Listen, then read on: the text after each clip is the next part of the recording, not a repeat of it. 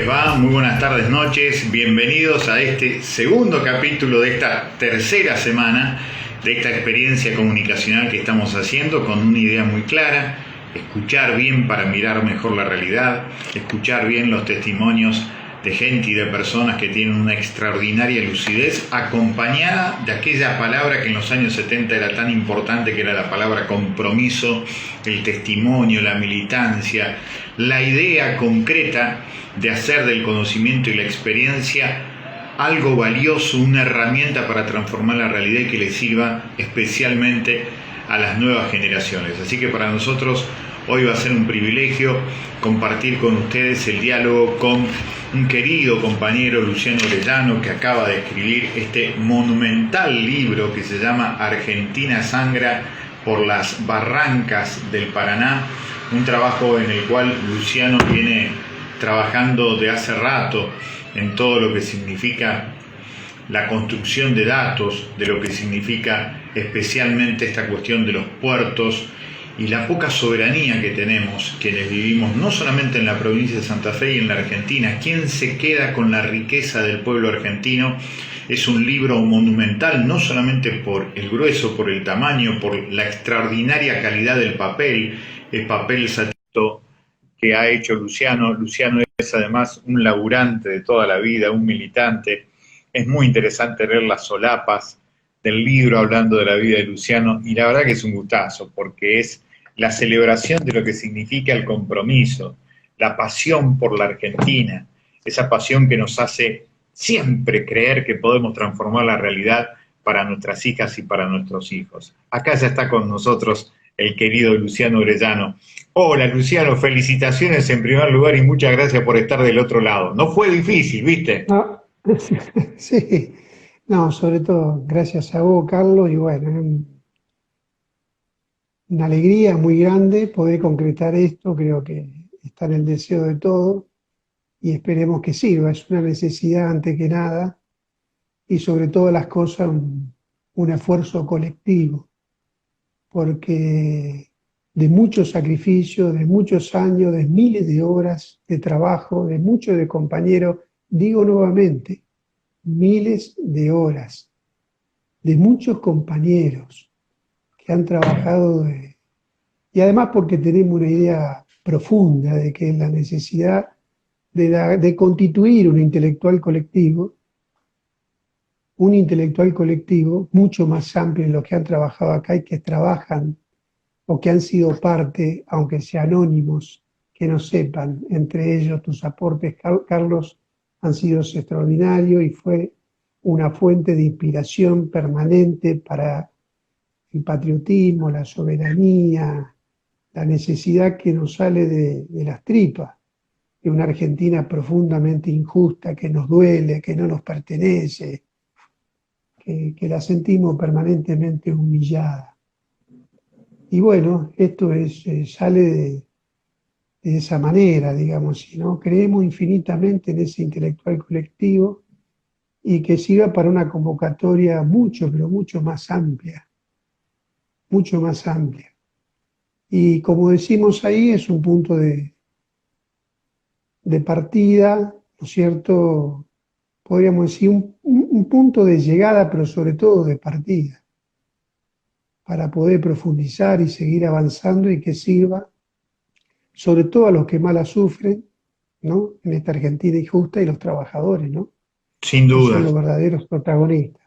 Luciano, son casi 500 páginas, insisto, con una edición verdaderamente de Sí, lujo que hizo la editorial Ágora, que sí, realmente sí. felicitamos, es realmente de lujo. Pero, ¿qué es el libro? Contale a la gente que no te conoce, que no conoce tu militancia, a la otra gente, a esa gente que nunca nos mira a los Sí, ojos, esa gente que nunca nos escucha. ¿De qué trata el libro, este monumental trabajo de casi media millar de páginas? bueno, mira, Carlos, antes que nada quiero decirte, porque después se nos va a ir el tiempo, que vamos a hacer una presentación el 27 de febrero. Vamos a tratar de hacerlo, vamos a ver en qué condiciones llegamos, ¿no es cierto? En el Monumento Nacional a la Bandera, El con un eje verdadero en Día de la Belgrano, Bandera. claro, con un eje en Belgrano, Claro. ¿no? Ese gran Revolucionario. político, patriota, revolucionario, científico, investigador, educador, pero educador para la libertad, para la integración. Él peleaba, tenía lo que el paisano, el país adentro, el país no solo se reducía a la Argentina, sino que lo concebía como un tema continental, porque la revolución fue una revolución continental. Y quería educar para darle la tierra a los indios, para la libertad, para la justicia, para la igualdad. No tenía las ideas de Sarmiento, porque acá hubo otra historia que fueron las que ganaron, que engordaron la tierra con la carne del indio, del negro y del esclavo, y de los gauchos. Ujú. No, los sueños de Belgrano eran otros.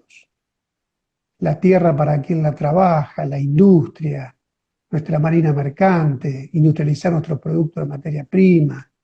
Y a ese gran hombre, a ese gran revolucionario, a ese gran patriota, le queremos rendir un homenaje. Es decir, este trabajo es la continuación de otro trabajo que va a ser un documental que vamos a poner a disposición ese día, donde vamos a contar en imágenes la Argentina de ya con un guión, que va a ser la Argentina, queremos mostrarle a aquel que no haya venido nunca a Rosario, que nunca vio un barco, que nunca vio el río, que sepa por dónde sangra la Argentina. Eso es lo que quería decirte antes que nada, e invitarlo a todos. Carlos, vos vas a ser el número uno que vas a estar dentro de esa presentación por todo lo que venís haciendo, porque de que vos sos legislador, primero una coherencia de toda la vida, un compromiso de toda la vida, y has llevado estos sentimientos y estas banderas a la legislatura y a la comunidad, un gladiador por estas causas de una Argentina justa, libre, soberana, con los sueños de Belgrano, de San Martín, de Artigas, de Francisco Miranda, de Bolívar, de Juan Azurduy, del Che, los mismos sueños que tienen, creo, una parte de nuestros patriotas verdaderos, los verdaderos paisanos. Paisano quiere decir llevar el país adentro. Sí, sí. Y Luciano, bueno, entonces eso te quería contar un poquito eso antes que nada y después contarte algunas cuestiones del dale, libro, que es la dale. pregunta. El Pero libro no insisto, podía. es un material El libro es maravilloso. Belgrano, el libro Belgrano, hay un punto que es Belgrano, Sí. Es casi uno de los ¿no puntos es iniciales cierto? del libro. Claro, y después planteamos, tiene la cuenca del Plata. Eh, el imperialismo siempre trata de cortarnos en feta, como un salamín. Y en la División Internacional del Trabajo, ¿no es cierto?, hay un proyecto para América del Sur. Por eso pusimos, aprendiendo de algunas cosas que plantea vos, Carlos, conocer para defender, ¿no? Y ahí contempla lo ambiental, plantea una cantidad, ¿no? Y sobre todo las clases dominantes, el factor interno, que es esa oligarquía parasitaria que tiene su origen en la colonia, que continuó después con la revolución inconclusa, ¿no es cierto? Y la Cuenca del Plata tiene ese eje, ¿no? Denuncia los enemigos, como decimos ahí, de la tierra y el hombre, que explotan en toda América Latina y donde desde ese lugar fluyen los manantiales de la riqueza. Así como en el río Mississippi, por ejemplo, toda la cuenca del río Mississippi, el 92% de toda la producción sale de ahí, de la cuenca, que es una unidad territorial, lo mismo vale para la Cuenca del Plata. La Cuenca del Plata es una unidad económica, ¿no?, productiva, ¿no? Y en esa hidrovía viven más de 100 millones de habitantes, de ahí salen las millones de toneladas de carne, ¿sí?, fuente infinita de riqueza. Y eso es lo fundamental, como muestran los gráficos, está en manos extranjeras. Aquí es un proyecto común, continental, de saqueo. Entonces, eso es lo que buscamos explicar en el primer capítulo que habla sobre la Cuenca del Plata. Lo segundo, lo del comercio exterior.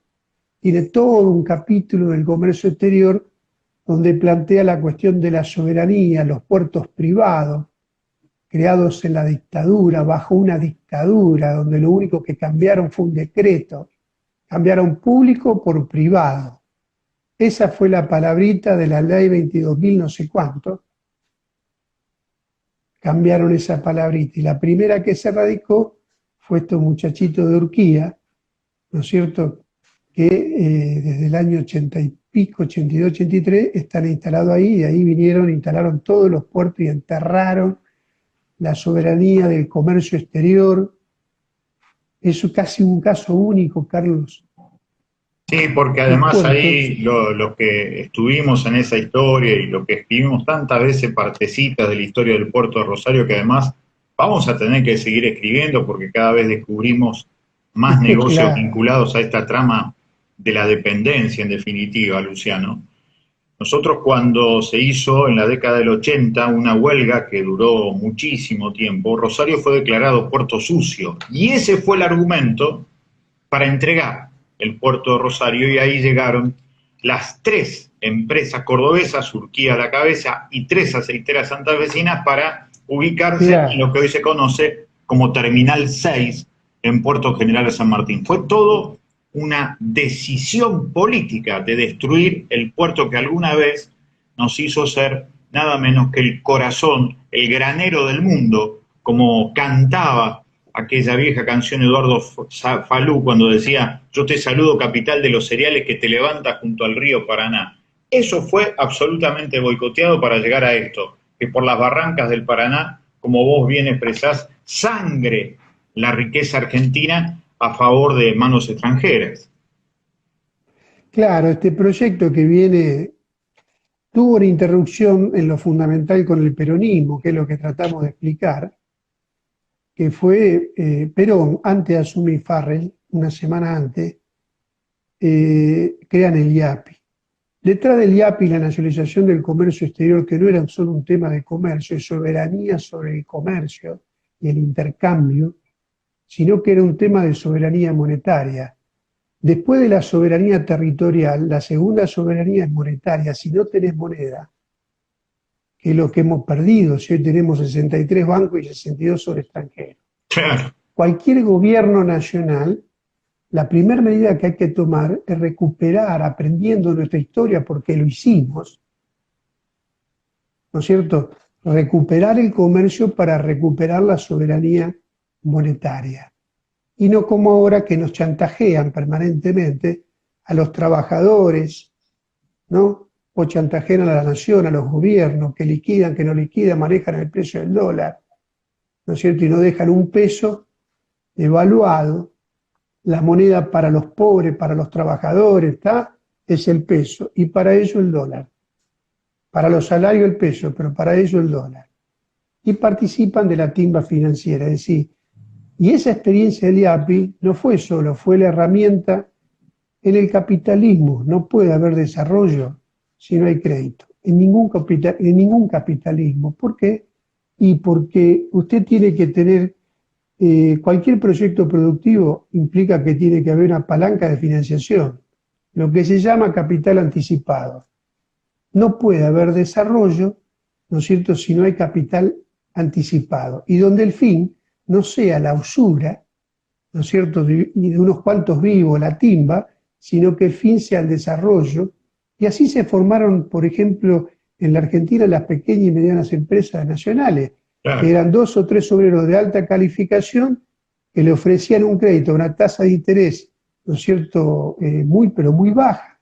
Y desde ahí se asociaban y ahí se crearon las pymes. Hubo un momento donde la Argentina, hubo otra Argentina donde fluían, ¿no es cierto?, era un mar de pequeñas y medianas industrias, y donde tuvimos una Rosario o una Santa Fe científica, ¿no es cierto?, industrial, obrera, es decir, bueno, teníamos los talleres ferroviarios, ¿no?, etcétera. Es decir, hubo otra Santa Fe, otra Argentina, otra Rosario. No siempre fue así. Nosotros pudimos hacer otra cosa. Ahora, para eso hay que tomar el comercio, no es un tema solo de intercambio, sino un tema de soberanía, y a partir de ahí usted puede planificar el país. Sin esos dos instrumentos es imposible. Vivimos en la improvisación, que en realidad no hay improvisación como tratamos de explicar, sino que hay incoherencias permanentes donde los planes te lo hace la bolsa de comercio o te lo hacen desde afuera. Claro. Por eso ahí tratamos de desarrollar este tema del comercio exterior, bueno, ahí desarrollamos el mapa, buscamos la cuestión gráfica, porque algunos temas son tediosos, ¿no es cierto? Implica, no es de fácil lectura, y tratamos de entrar a través de un esfuerzo de crear imágenes que son producidas por los compañeros, por nosotros, ¿no es cierto? Poder graficar una idea con la imagen. Después hablamos de la marina mercante. Bueno, la marina mercante, vos sabés que nosotros tuvimos una marina mercante que llegó a tener una flota, entiendo que de 160 buques, nosotros le hacíamos el flete a Brasil. Nosotros le hacíamos el flete a Brasil. ¿No es cierto? No existe más eso ahora, Luciano, hay que recuperarlo. No existe más, Carlos. Y nosotros, aquí entran 5.000 buques en la Cuenca del Plata. Y vos sabés, Carlos, han ingresado el año pasado 2.635 buques. Y bueno, son agencias marítimas extranjeras. Ahora creo que vi un estudio, ¿no? El paquete total son 7.000 millones de dólares. Ahora hay un estudio que es confuso los números porque todo esto tiene un entramado que nunca hay base de datos. La base de datos es lo que te dan ellos. Claro. Pero acá, es decir, nosotros hemos perdido nuestra marina mercante. Ese flete es fuga de capitales. Si nosotros, es decir, vos sabés que en el derecho internacional, Carlos, vos tenés el derecho del 50% del flete. Es un derecho soberano de todos los países que comercian en el mundo. Eso implica que nosotros, si exportamos 102 millones de toneladas el año pasado, quiere decir que 50 millones, el flete es nuestro. Y además tenemos el 50% de lo que se importa. ¿Por qué nosotros no ejercemos ese derecho soberano? Incluso, haciendo uso soberano de lo que ya tenemos, nosotros podemos contratar los servicios como Estado. No, sin duda. Y además está la cuestión de los astilleros, Luciano, que es toda una historia. Tenemos claro, porque, exacto. Para la función dicho sea de paso, además, la cuestión de la marina mercante en la Argentina. Es un viejo sueño colectivo inconcluso, como siempre decimos nosotros, que fue aquello que alguna vez pensara Mariano Moreno y Belgrano cuando hicieron el plan de operaciones, que era la plataforma política de la Revolución de Mayo. Hablaban de la marina mercante. El Día de la Marina Mercante tiene que ver con aquel decreto de la Revolución de Mayo cuando creaba la marina mercante de la Argentina. Eso se ha perdido, forma parte del saqueo que además termina siendo un fenomenal negocio para las multinacionales. Claro, por eso tiene un capítulo, porque ¿cuál es el principal drama de la Argentina, Carlos? Tiene otro capítulo que habla sobre la industria.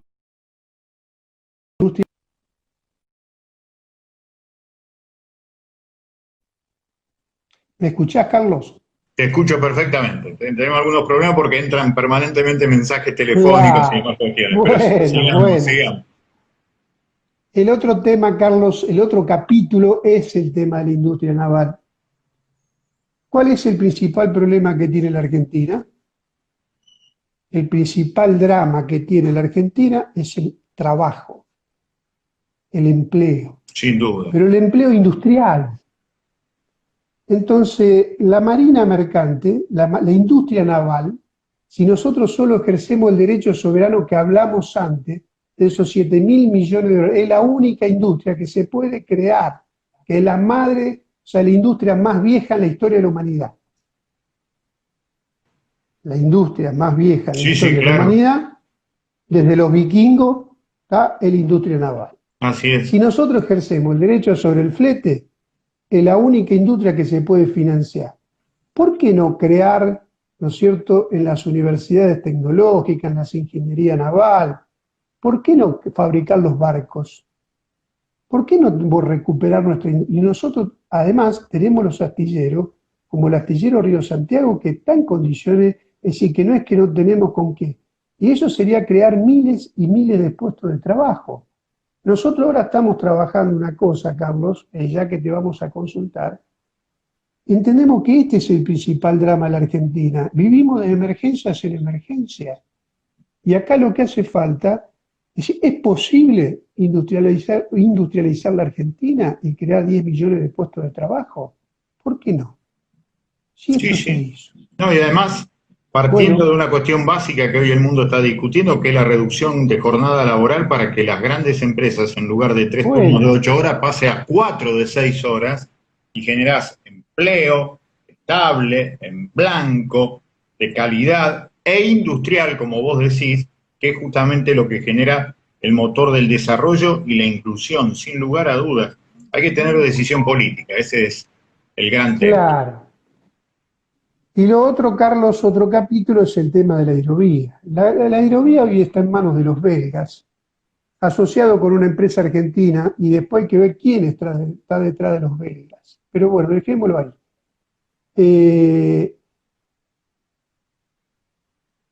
El tema de la hidrovía es un tema estrictamente estratégico. La Argentina tuvo una guerra civil, tuvo la vuelta de obligado. Es decir, el programa de los ingleses fue la libre navegación de los ríos. Siempre los países que colonizaron tuvieron como reivindicación la libre navegación de los ríos interiores que querían dominar. Y nosotros, ¿no es cierto?, eso hoy está en manos, tiene el monopolio absoluto de toda la cuenca del Plata, lo tiene la Jean de Null, lo tiene una empresa belga. Por lo tanto, si volvemos y unimos estos capítulos, ¿qué quiere decir? Que ellos tienen la llave de la moneda, tienen la llave del comercio y tienen la llave de lo que entra y lo que sale. Nosotros tenemos que recuperar lo que entra y lo que sale. Y desde ahí, esto no es un tema solo de la Argentina o solo de Santa Fe, que tiene 830 kilómetros sobre el Paraná, sino que estos son 3.400 kilómetros, ¿no es cierto?, que es una gran autopista del saqueo, del robo, de la triangulación, de la subfacturación, de todos los mecanismos que tratamos de explicar, ¿no es cierto?, en ese trabajo. Y después incluimos una experiencia que está hecha, estos trabajos de marina mercante, industria naval, hidrovía, es un trabajo de Pablo Pairó, ¿no es cierto? Pablo Pairó, bueno, ha hecho este trabajo, es un trabajo maravilloso y bueno, y ayuda, creo, a entender un poco lo que nos está pasando. Y después incorporamos un trabajo, una experiencia que de Villa de Sin Veneno, que es una experiencia, digamos, del pueblo de Villa Constitución que se movilizó durante varios años contra Nitrón. Es una experiencia, bueno, porque acá hay un tema que es el tema de la extranjerización y hay un tema del medio ambiente. Y después hay un trabajo que se hace porque antes que el comercio, el principal medio de producción de la Argentina es la tierra. Vuelvo a reiterar, el principal medio de producción... Aparte, Luciano, vos sabés que... Sí, Carlos. Además de estas cuestiones que son fundamentales, lo que está resumiendo del libro, ya hay mucha gente que está preguntando allí a través de lo que aparece como saludo de tanta gente que se ha unido a esta conversación que gracias a tu gentileza podemos tener, que vos le cuentes a la gente cómo puede comunicarse para tener el libro, dónde se encuentra. Yo sé que hay en algunas librerías donde ya está, pero contale a la gente cómo puede hacer para acercarse a este material que para mí es indispensable para pensar bien qué significa hoy vivir en la Argentina, qué significa hoy vivir al borde de este extraordinario libro, de este extraordinario río, que además ya es tan distinto al que alguna vez conocimos como es el Paraná. ¿Cómo se consigue el libro, Carlos, Luciano? Contale a la gente. ¿Cómo se consigue el libro? A ver, Adri, que me están ayudando acá porque estoy viendo. Esto lo pueden, digamos, a través de www.editorialagora.com.ar. Escribiendo ahí o en la página del Partido del Trabajo y del Pueblo lo pueden obtener. después podemos, eso es, lo pueden obtener desde ahí. Y bueno, y después tiene un trabajo, Carlos, lo último, o lo penúltimo, que es un trabajo sobre cómo son los terratenientes de hoy. Porque vos sabés que hay 2.255 latifundistas que tienen el 49,5% del territorio en la provincia de Santa Fe. Por lo tanto, sin democratizar la tierra, antes que haya puerto, antes que haya comercio, hay monopolio de la tierra, y sin democratizar la tierra es imposible. Y nosotros lo que buscamos es explicar cuál es el formato que tiene. ¿Qué formato tiene? Y ahí encontramos, hicimos un estudio específico sobre Soros. Un trabajo sobre quién es Soros, ¿no? Que tiene 74.000 hectáreas.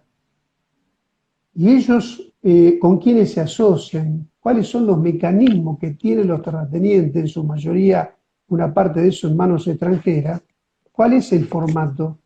Que no se pintan de una manera parasitaria como en otros tiempos. No, los tipos son productivistas, son desarrollistas, hablan de innovación, hablan de empleo, hacen una producción en escala, ¿no? Que si se pintan como los progresistas, el desarrollo, la innovación, firman convenio con la universidad, controlan el INTA, se asocian a los Bosch. ¿Cuál es la forma que tiene hoy? Porque nosotros no podemos explicar, no es el mismo latifundio colonial, no es el mismo latifundio de los 60 y los 70, tiene otra forma. Luciano, y por lo tanto vamos a reiterar entonces, si te parece, para llegar al fin por lo menos de este primer momento de entrevistas, vamos a reiterar el gran sueño de que vamos a celebrar el Día de la Bandera, el verdadero Día de la Bandera, el 27 de febrero. ¿Cuál es la idea que tenés? Una desobediencia. Bueno, la idea es un documental. Vamos a hacer un documental que tiene un eje en Belgrano. Un homenaje a Belgrano, una desobediencia en el sentido de reivindicar la verdadera soberanía. ¿No? Vamos a homenajear a Belgrano, que es lo que tratamos de hacer en este libro. ¿No es cierto? Esto, el Belgrano científico, revolucionario, el político pasional, ¿no? Esto, comprometido con los originarios, comprometido con los... Bueno, eso es lo que buscamos. Un Belgrano que tenía el país en la cabeza. ¿Se entiende? Y esa es la lucha. Tener un proyecto de emancipación, ¿no es cierto?, de los pueblos, de los trabajadores.